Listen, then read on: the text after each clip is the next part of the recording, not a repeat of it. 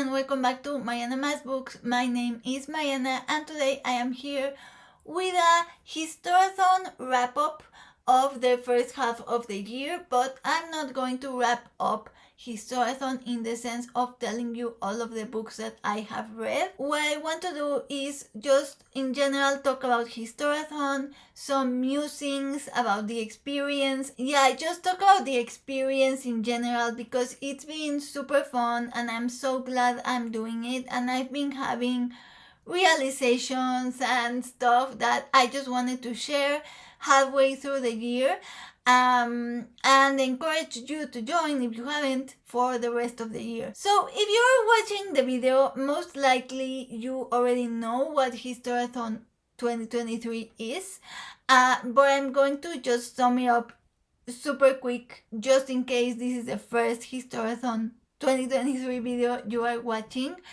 And Historathon is a year-long reading project encouraging you to read historical non-fiction. The year has been divided into 4 quarters that represent 4 different time periods to encourage people to read historical non-fiction about those time periods.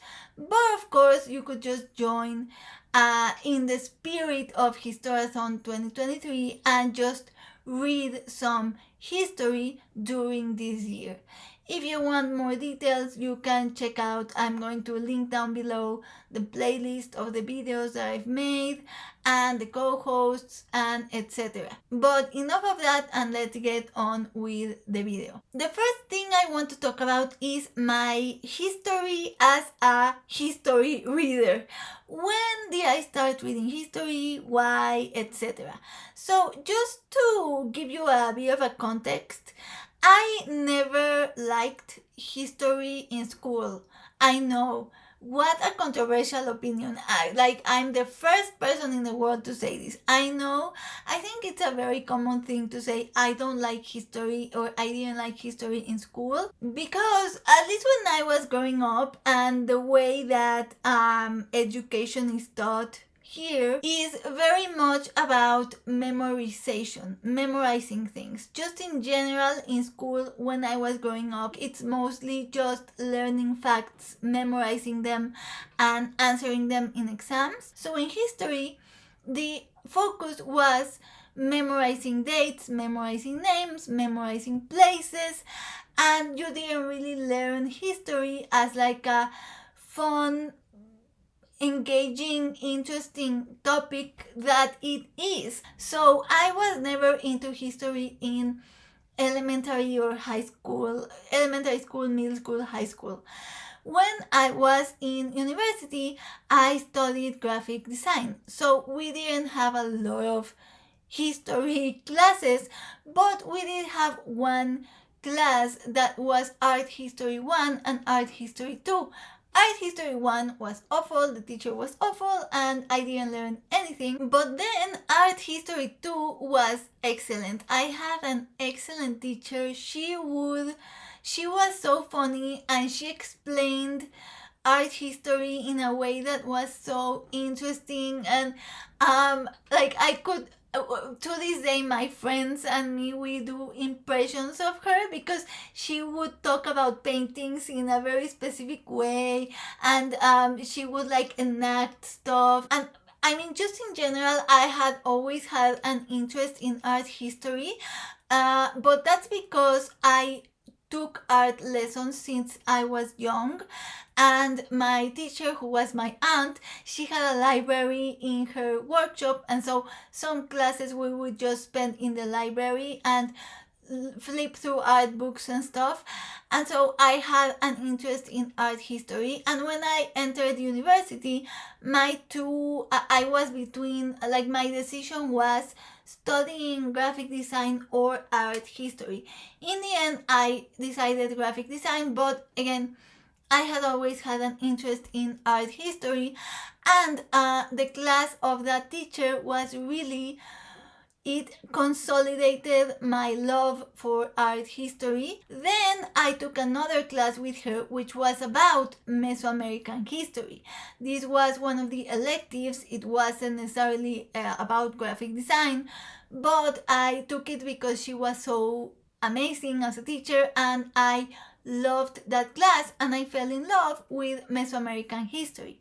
Now, fast forward a bit to my post-university life and my reading life post-school and university, and I never really read history. And there is also a very interesting thing. Okay, so this is clearly a shy video. I wasn't planning on talking about all of these things here, but it's fun, so I'm going to keep going. So something that I think is very interesting is comparing reading, publishing industry, and bookstores and the reading market in different countries. As you know, I'm from Mexico and I live in Mexico. I talk about this all the time in my videos, but I have also lived in the US. For 2 years, I lived in the US, 2 separate years of my life. And also, I watch booktube. And booktube is majorly US centric. I think that the books that we read in booktube and the books that are the focus are mainly geared around the US publishing industry. And so it has been very interesting to compare my reading life pre-booktube and my reading life post-booktube and the different types of books that I read, not necessarily because of my tastes. My tastes have never changed, but my tastes are much more in tune with the US publishing industry than the Latin American publishing industry, which is much more geared to literary fiction and that type of thing. I'm not going to go hugely into that. I'm going to talk specifically about history. Historical nonfiction is not very commercial. I don't think it's very commercial in the US either, or not as commercial as, say, a Oprah Book Club book, but it's much more commercial than it is here. There is a wider market, and because of that, there are historians who write for general public. You have something like Powers and Thrones by Dan Jones that is geared towards the general public. Even the cover is very much designed to appeal. Something fell. Moving on. Even the cover is designed to appeal to fantasy readers or historical fiction readers. Like, the cover is very, very, very commercial. So you have these types of books that are very accessible. Here in Mexico, and I would say like Latin America in general, maybe even like, is Ibero-America a thing in English? I don't know, but it is in Spanish. Anyway, in this market and in this industry, academic works are more academic, and they are geared towards academics. On one hand, because there is a big culture of commercial stuff is not academic, and I'm not going to go into that rabbit hole, but that's a whole thing that I don't like. But also there is this thing of, in general, the book industry here is not as big, and so you don't publish like super massive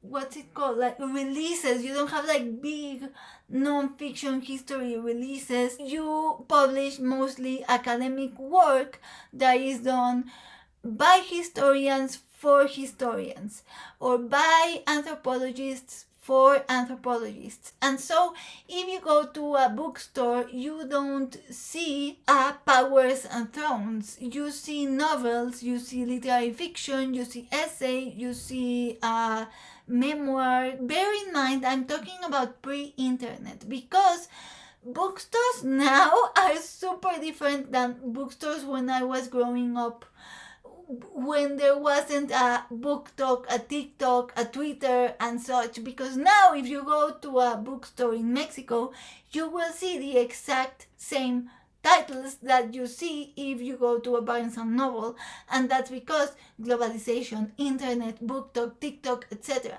You do have your booktok tables in bookstores now. But when I was growing up, that wasn't a thing, and so I didn't find the types of books that I liked. Even in genre fiction, the genre fiction is not as big. As I said, it's more literary focused. I'm going on a tangent. What was history? What was I saying? Let's go back to history. Yeah, so for instance, when I took that Mesoamerican history class, when the semester ended, I asked my teacher to recommend some books because I wanted to keep reading, and I especially wanted to learn more about Mesoamerican gods, myths, that type of thing. And she couldn't really recommend it. Like, she literally didn't come up with books because most books were academics, geared towards academics, and they were not beginner friendly or of general interest for a university student who says, hey, I want an anthology or like a book about Mesoamerican myths that is beginner friendly because I'm interested. Everything was very academic, and so she couldn't even recommend a lot of books. So the only thing I did was take a seminar now and then when I found one to learn more, but I never really got into deep research because I was reading about other stuff, and I'm reading more about my area of study, which was graphic design and that type of thing. Fast forward again to my booktube years. When I discovered booktube, there was this whole window that opened up for me in terms of genre fiction, in terms of nonfiction, in terms of a lot of things that I didn't see here in bookstores. And again, I'm going to emphasize that now it's very different. I just went to the bookstore yesterday, and I will never stop being surprised at how different the books are when I go now than when I did when I was growing up, pre-booktube, pre-booktok, and all that type of thing. And I'm sure that many of you who are watching can identify in the sense of, yeah, bookstores now are super different from when I was growing up, and the books that are being read are very different. But what I mean is that it feels culturally different. And I have no specific way of how to explain that, but it feels culturally different, whatever it is that it means. And so I discovered a lot of things when I started watching booktube. I don't remember how it was that I stumbled upon Stacy Schiff's book about Salem, the witches. And that was my first historical nonfiction book. And it was something completely different to what I have ever read. I need to credit Book Olive, for introducing me to the world of nonfiction, of different types of nonfiction that I knew here. Again, pre-booktok, pre-booktube, if you were to find nonfiction here, you would find self-help, mainly self-help or business. That's the two, because those are the two big sellers in terms of nonfiction. So that's what I read in terms of nonfiction: business and self-help, Brené Brown, that sort of thing. And there are many good books in that area, but there is a limit to. I have spent 2 years reading those books, and now I'm kind of tired of them. And when I discovered Book Olive, I discovered all these new types of nonfiction that I now read that were amazing. And it was for Nonfiction November that I first read The Witches, and I thought, wow, this is something that I could be reading. And reading The Witches opened up a whole new corner of booktube where I discovered more history channels. Actually, one of the first channels I discovered who read history was Vin at Revenant Reads, who is the host of Historathon and who invited me to participate.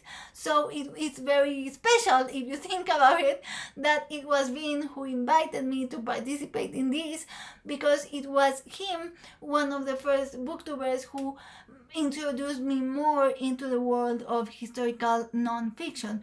I also have to shout out Jenny at Jennifer Brooks.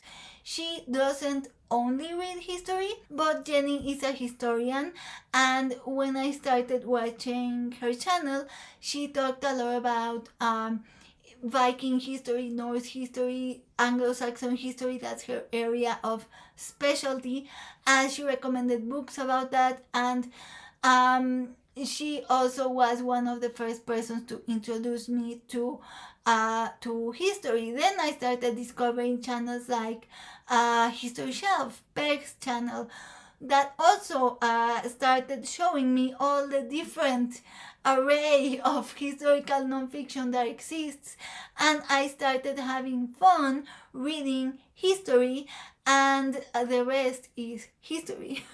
So you have to take into consideration that I am very new to reading history, and again, it wasn't until I started my booktube that I started learning about that. So it's very recent, and it's been fun because I've been discovering a lot of things.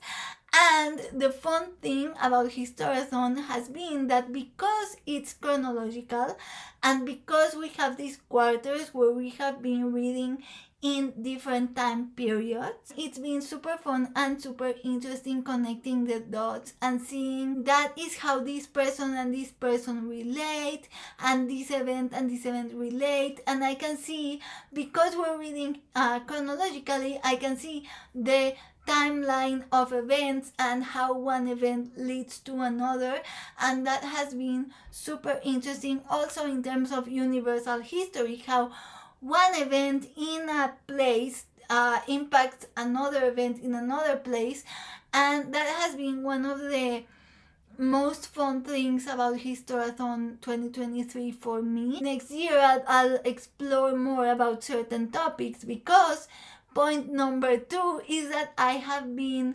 discovering topics. Some topics I already knew I was interested in, other topics I didn't. Mesoamerican history I already knew I loved, but for instance, when I read Powers and Thrones, I'm sorry, I keep referencing that, but I have it right behind me, and so it's an easy example. But when I read that one, for example, I thought that the Crusades were going to be the most interesting topic for me, and I was bored to death by the Crusades. But for example, the Mongols, the history of the Mongols was mind-blowingly fascinating, and I didn't know that. I also discovered, not only in that book, but just in general, since the beginning, I have discovered that the history of the church and religions and stuff is something that deeply interests me, and I would love to read more. I am fascinated by the idea of paganism and Christianism together, and how Christianism took over, and just the whole history of church and religion is something that deeply interests me, and that I want to keep reading more about that. And finally, I wanted to talk about rediscovering or discovering more I think it would be more fair to say discovering a love for Mexican history. Yes, I already had interest for Mesoamerican history thanks to my amazing teacher in university, but I was interested mainly in Mesoamerica, in Teotihuacan, in those cultures, and I had no real interest for Mexican history, after the pre-Hispanic era. But quarter 3, which is what we are reading currently, because of the time period, I decided to focus on the fall of the Aztecs and the conquest of Spain. And I have discovered that it is fascinating, and I am obsessed, and I am in love with the history of the conquest and this encounter of two worlds, which is something that has always fascinated me about the Viking history, is this encounter of two worlds between the Vikings and the English, this encounter of two worlds. And I have that right here in my country. I feel like a lot of people, like me, run away from the history of their country because it's the most like school. And I have discovered that Mexican history is fascinating, and I am really, really in love with at least this time period. At the moment, I'm fascinated with this encounter of two worlds and this moment of of pre-Hispanic world turning into Hispanic world and turning into New Spain. And New Spain especially was a topic that I had always been like, if you watched my Mio Cid video of me saying I was never going to read the Mio Cid because it was the most boring classes I ever had in school, Spanish classes, the same goes for New Spain. Like, New Spain is one of those topics that I think about, and I was like, please no, because I remember school, and that's the topic that always was like for me. And I have discovered that actually the history of New Spain is pretty fascinating. I am going to do a Historathon book haul pretty soon, and you will see all the New Spain books I've picked up because I have discovered it's a fascinating topic, and it's just been super fun. And I just wanted to make this chatty, rambly, nonsensical video where I just talk about my experience with Historathon so far. And I have been having so much fun reading, making videos, talking to people in the Historathon Discord, and just, yeah. I will leave it at that. I hope you had fun, and I will see you soon with 2 readathon TBRs that are somewhat related and are going on in September and October, and I'm super excited for those 2, so watch out for those because I am particularly obsessed with both TBRs. And also 2 book hauls coming up, just a general book haul and a Historathon book haul. I have tons of accumulated books because they are the books that I have been buying since the beginning of the year, so they should be fun. And yeah, I think those are the upcoming videos, and I hope you're having a good week. I will see you soonish with another bookish video, and in the meantime I wish you happy reading.